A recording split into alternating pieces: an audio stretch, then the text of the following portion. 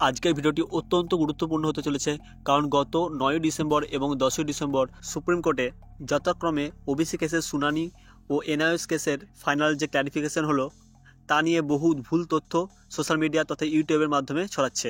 এবং most important একটি news, শূন্যপদ সংক্রান্ত একটা যে পেপার কাটিং আপনারা সবাই দেখেছেন, 5,635 যে ভ্যাকেন্সি উঠে এসেছে স্বয়ং শিক্ষামন্ত্রীর কাছ থেকে বা বিধানসভায় আলোচনা থেকে। তো এই ব্যাপারটির সত্যতা কতটা সে নিয়ে ঐক্যমঞ্চ তথা বিদেশদা পুরো ব্যাপারটি জানিয়েছেন। মূলত গতকাল 11 ডিসেম্বর 2024 বুধবার বিদেশদা তার ফেসবুকে লাইভ আসেন 2022 প্রাথমিক টেটের যে 2 বছর পূর্ণ হলো সেই উপলক্ষে। তার দীর্ঘ লাইভে তিনি শূন্যপদ সংক্রান্ত এবং ওবিসি এবং এনআইএস সংক্রান্ত এছাড়াও 2022 এককভাবে ইন্টারভিউ ও পরবর্তী কর্মসূচি নিয়ে অনেক তথ্য দিয়েছেন। তো আমি গত এই দুদিনের সমস্ত তথ্যগুলি বারবার ভিডিওর মাধ্যমে না এনে একটি ভিডিওর মাধ্যমে অতি সংক্ষেপে আপনাদের জন্য এই চ্যানেলে নিয়ে এসেছি। তো আপনারা সঙ্গে থাকুন, সমস্ত বিষয়টি অত্যন্ত সংক্ষেপে আপনাদের জানিয়ে দেওয়া হবে। কালকের লাইভ থেকে যে মূল 4-5টি বিষয় উঠে এসেছে সেগুলো হলো: 1 শূন্যপদ সংক্রান্ত, 2 ওবিসি মামলা সংক্রান্ত, 3 প্রশ্নভুল মামলা সংক্রান্ত, 4 এনআইএস সংক্রান্ত, 5 বিএডদের সার্টিফিকেট ক্যান্সেল মামলা সংক্রান্ত। বলে রাখি, গতকাল 2022 টেট পরীক্ষার 2 বছর পূর্ণ হয়েছে, তাই বিদেশদা দীর্ঘ বঞ্চনার প্রতিবাদে মুখে কালি মেখে কালকে লাইভটি করেছিলেন। চলুন দেখে নিই এক এক করে বিষয়গুলি। প্রথমে যে বিষয়টা আলোচনা করব সেটা অত্যন্ত গুরুত্বপূর্ণ, শূন্যপদ নিয়ে। আপনি আপনাদের মোবাইলের স্ক্রিনে যে পেপার কাটিংয়ে দেখতে পাচ্ছেন শূন্যপদ সংক্রান্ত, অর্থাৎ 5,635টি ভ্যাকেন্সি আপকামিং। পেপার কাটিংয়ে যে নিউজটি এসেছে এটি একদমই মিথ্যা নিউজ নয়। অর্থাৎ শিক্ষামন্ত্রী ব্রাত্য বসু মহাশয় জানিয়েছেন বর্তমানে প্রাথমিক স্কুলে যে ভ্যাকেন্সি রয়েছে সেটা হলো 5,635টি।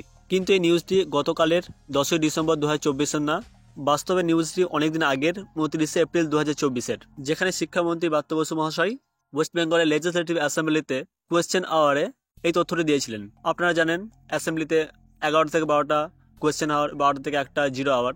সেই কোয়েশ্চেন আওয়ারেতেই কোনো একটি বিষয়ে আলোচনার সময় এই তথ্যটি উঠে এসেছিল এবং পরদিন সংবাদ মাধ্যমে এটি প্রচার হয়েছিল। সুতরাং ইউটিউব মাধ্যমে বা সোশ্যাল মিডিয়ার মাধ্যমে যে প্যানিকটি ছড়ানো হচ্ছে সেটা অতটা প্যানিক করার কিছু নেই। কিন্তু এখন আপনার মনে হতে পারে এটা এপ্রিল মাসের নিউজ হলেও এখন তো ডিসেম্বর মাস, 8 মাসের তফাৎ। এই 8 মাসে কি এই 5,635 ভ্যাকেন্সিটি 50,000 রূপান্তরিত হয়ে গেছে? আপনার এই জিজ্ঞাসাটা অবশ্যই ভ্যালিড। কিন্তু বাস্তবে দেখুন, এই যে ভ্যাকেন্সিটি উল্লেখ করা হয়েছিল সেটি 2017 যে প্রাইমারি টেট তার জন্য।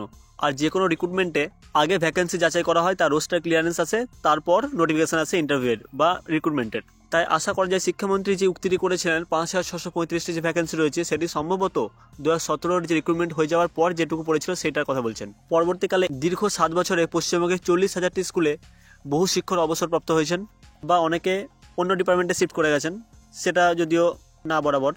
যেটি গুরুত্বপূর্ণ সেটি হলো যে পঞ্চম শ্রেণী নিযুক্তি হয়েছে। বর্তমানে দেখলাম কিছুদিন আগে 3,000টির বেশি স্কুলে পঞ্চম শ্রেণী নিযুক্তি হয়েছে।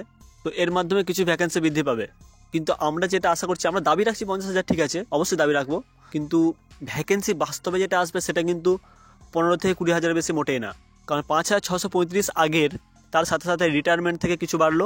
যে সমস্ত শিক্ষকরা প্রাইমারিতে ছিলেন তারা আপারা পেয়ে গেলেন, তাতে কিছু কমবে, এবং পঞ্চম শ্রেণী যে নিযুক্তি হলো তার ফলে কিছু সংখ্যা বাড়বে। এছাড়া কিন্তু নতুন করে যে শূন্যপদ বাড়বে তার কোনো আশা নেই, কারণ নিউ এডুকেশন পলিসি অনুযায়ী যে স্টুডেন্ট এবং টিচার রেশিও 25:1 হতে হবে, সেটা মানলে কিন্তু ভ্যাকেন্সি 50 কেন 70-80 হাজারে চলে যাবে। কিন্তু ওটা তো গভর্নমেন্ট মানছে না। তাহলে এখন যা পরিস্থিতি হয়ে দাঁড়িয়েছে, প্রতিযোগী কিন্তু বেড়ে যাচ্ছে। আমরা এতদিন জানতাম যে রেগুলার ডিএলএডরাই ভ্যালিড, কিন্তু এনআরএসরাও বৈধ হয়ে গেল। এর ফলে সংখ্যাটা 52,149 থেকে না হলেও 60,000 চলে গেল। পরবর্তীকালে আরও আইনি জটিলতা রয়েছে। 2014 প্রশ্নভুল মামলা ম্যাট 1594, সেগুলো থেকেও ভবিষ্যতে আরও প্রতিযোগী বাড়ার সম্ভাবনা রয়েছে। সেখানে ভ্যাকেন্সি 15 থেকে 20 সেটা আশা করাও এখন মনে হচ্ছে চাপ। সুতরাং দীর্ঘ 7 বছর অপেক্ষা করার পরেও যদি 70-80 হাজার ছেলের মধ্যে আপনাকে কম্পিটিশন করতে হয়, মানে যদি আমি 20,000 ভ্যাকেন্সি ধরি আর যদি 80,000 কম্পিটিটর ধরি 2023কে ইনক্লুড করে, যদিও সম্ভাবনা কম, তবু আমি ম্যাক্সিমামটাই ইনক্লুড করছি, সেক্ষেত্রে 1:3 রেশিও হয়ে যাচ্ছে। অর্থাৎ প্রত্যেক 4 জন প্রতিযোগীর মধ্যে 1 জন চাকরি পাবে, 3 জন কিন্তু চাকরিটা পাবে না। তাহলে পেপার কাটিংটা গতকালের হলেও নিউজটা কিন্তু এপ্রিল 2024-এর। এটা নিয়ে ঐক্যমঞ্চের তরফ থেকে মহিদ্দা ইতিমধ্যেই তার আগেই 29 এপ্রিল তার ফেসবুকে পোস্ট করে দিয়েছিল, আপনারা দেখতে পাচ্ছেন। কিন্তু একটা প্রশ্ন তো থেকেই যায়, তাহলে এতদিন পর কেন এটা সংবাদ মাধ্যমে প্রকাশিত হলো? দ্বিতীয় আপডেটটি অত্যন্ত গুরুত্বপূর্ণ, সেটা হলো ওবিসি সংক্রান্ত। গত 9 ডিসেম্বর সুপ্রিম কোর্টের একটি হিয়ারিং হয়েছে এবং নেক্সট হিয়ারিং সম্ভবত এটা ফাইনাল জাজমেন্ট 7ই জানুয়ারি 2025 হতে চলেছে। ঐক্যমঞ্চের তরফ থেকে জানানো হয়েছে ওবিসি আপডেট নিয়ে 2022 প্রাথমিক টেস্ট যারা উত্তীর্ণ তাদের চিন্তা করার কোনো কারণ নেই, কারণ ইতিমধ্যে যে সকল প্রার্থীরা 82 থেকে 89 মধ্যে আছে তারা কিন্তু কোর্টে অ্যাপ্লাই করছে বিভিন্ন ইউটিউব চ্যানেলের কথা শুনে, কারণ তারা নাকি যে নোটিফিকেশান আছে তারা নাকি বসতে পারবে না। তাই ঐক্যমঞ্চের তরফ থেকে স্পষ্ট জানিয়ে দেওয়া হয়েছে। হাইকোর্টের তরফ থেকে যে দুটি কথা পরিষ্কারভাবে বলা হয়েছিল সেটি হলো ইতিমধ্যে এই কাস্ট সার্টিফিকেট নিয়ে যে সকল প্রার্থীরা চাকরি করছেন তাদের উপর কোনো প্রভাব পড়বে না। দ্বিতীয়, যারা এই সার্টিফিকেটের লাভ বর্তমানে নিচ্ছেন এবং একটা নিয়োগের প্রক্রিয়াতে আছেন তাদের কোনো সমস্যা হবে না। তো বেশিরভাগ প্রার্থীরা মনে করছে যারা 82 থেকে 89 মধ্যে আছে এবং তাদের যে সাবকাস্ট সেটি 2010 সালের পরে যুক্ত করা হয়েছে স্টেট ওবিসি লিস্টে, তারা ভয় পাচ্ছে তাদের হয়তো সার্টিফিকেট বাতিল হয়ে যাবে। ঐক্যমঞ্চের তরফ থেকে স্পষ্ট জানিয়ে দেওয়া হয়েছে আপনাদের কোনো রকম সার্টিফিকেট বাতিল হবে না, আপনাদের সার্টিফিকেট ভ্যালিড, কারণ আপনারা অনগোয়িং প্রসেসে আছেন, আপনাদের স্বার্থে কোনো রকম ক্ষতি হবে না। তো সুতরাং এই মুহূর্তে সবচেয়ে বড় যে চাওয়া আমাদের সেটা হলো একটা শর্ট নোটিফিকেশন পাবলিশ হোক ইন্টারভিউ নিয়ে, যাতে অন্তত একটা নোটিফিকেশান আসুক, যাতে আমরা ফর্ম ফিল আপ করে ফর্ম ফিল আপটা বন্ধ হয়ে যায়। পরবর্তীকালে সুপ্রিম কোর্ট ওবিসি সংক্রান্ত যে রায় দেবে সেটাই আমরা মেনে নেব, সেই অনুযায়ী রোস্টার আসবে, শূন্যপত্র পরে আসুক। আপাতত একটা শর্ট নোটিফিকেশন পাবলিশ হোক যে 2022 প্রাথমিক টেটের জন্য এককভাবে একটি রিক্রুটমেন্ট হতে চলেছে। এটাই কারণ পশ্চিমবঙ্গে এখনও পর্যন্ত যতগুলি টেট পরীক্ষা হয়েছে তার মধ্যে পাস করে যাওয়ার পর যে সবথেকে বেশি সময় ধরে যাদের বসে থাকতে হয়েছে সেটা শুধুমাত্র কিন্তু 22 টেট। অন্যান্য টেট পরীক্ষাগুলির ক্ষেত্রে পরীক্ষার জন্য অপেক্ষা করতে হয়েছে, কিন্তু পরীক্ষায় পাস করে যাওয়ার পর খুব একটা অপেক্ষা করতে হয়নি। কিন্তু 22-এর ক্ষেত্রে পরীক্ষার জন্যও দীর্ঘ অপেক্ষা, আবার পরীক্ষায় পাস করে যাওয়ার পরেও অপেক্ষা চলছে। পরীক্ষার জন্য তো 5 বছর দীর্ঘ অপেক্ষা 2018 থেকে 2022, আবার 22-এ পাস করার পরও 2 বছর রানিং চলছে। টেট পরীক্ষাগুলির মধ্যে একমাত্র 23-এর পরীক্ষাটাই হয়তো সময় মতো হয়েছে, বাকি একটাও না। 17-এর ক্ষেত্রে দেখুন তাদের পরীক্ষা 4 বছর পরে হলেও কিন্তু রিক্রুটমেন্টটা কিন্তু তাদের পাস করার কিছুদিনের মধ্যে হয়ে গেছে। আর 22-এর ক্ষেত্রে পরীক্ষাও দেরিতে, আর রিক্রুটমেন্ট তো 2 বছর পেরিয়ে গেল, এখনও ইন্টারভিউ নোটিফিকেশন এলো না। পরবর্তী আপডেটটি প্রশ্নভুল মামলা সংক্রান্ত। বিদেশরা বলল পরবর্তীকালে যে টেট পরীক্ষা হবে তাতে যে প্রচুর পরিমাণে পরীক্ষার্থীরা পাস করবে এমন না, কারণ পর্ষদের তরফ থেকে চেষ্টা করা হচ্ছে যাতে টেট পাস কম হয়। আপনারা যে প্রশ্নভুল মামলাগুলি চলছে তাতে স্বার্থ কাদের? যারা পাস করে গেছে তাদের স্বার্থ, তারা চাইবে নতুন করে প্রার্থীরা যাতে না আসে, নতুন করে টেট পাস যাতে যুক্ত না হয়। কিন্তু তাদের থেকেও পর্ষদের তরফ থেকে বা সরকারের তরফ থেকে বেশি চেষ্টা করা হচ্ছে যাতে নতুন করে টেট পাস যুক্ত না হয়। পর্ষদের তরফ থেকে উকিল ব্যাপারগুলোকে এমনভাবে ট্যাকেল করছে যে তার থেকে অনুমান করাই যাচ্ছে যে পর্ষদ মোটেই চায় না যে নতুন করে কোনো টেট পাস যুক্ত হোক।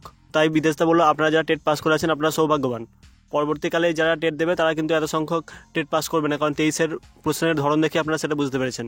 আর একটা কথা ঐক্যমঞ্চ জানালো ইতিমধ্যে যতগুলি টেট হয়েছে তাদের প্রত্যেকটি কিন্তু আলাদাভাবে রিক্রুটমেন্ট পেয়েছে, তা 22 টেট যাতে তার ব্যতিক্রম না হয় তাই ঐক্যমঞ্চ কিন্তু চেষ্টা করছে যাতে অন্তত আইনি জটিলতার দোহাই দিয়ে যাতে 23-এর রেজাল্টে পাবলিশ না করা হয়, কারণ 23-এর রেজাল্ট পাবলিশ হলে কোনোভাবে আটকানো সম্ভব না। কী যুক্তিতে তাদের আটকাবেন যে আগে 22 হয়েছে তাই 22 রিক্রুটমেন্ট হবে? এইভাবে হয় না। যারা টেট পাস তারা সকলেই বসবে, 14, 17, 22, 23 যদি রেজাল্ট বেরোয় সবাই বসবে। তাই ঐক্যমঞ্চের তরফ থেকে পর্ষদ এবং বিভিন্ন আধিকারিকদের সাথে কথা বলা হচ্ছে যাতে আইনি জটিলতা দেখিয়ে 23-এর ব্যাপারটাকে অন্তত আটকে রাখানো যায় যতদিন সম্ভব।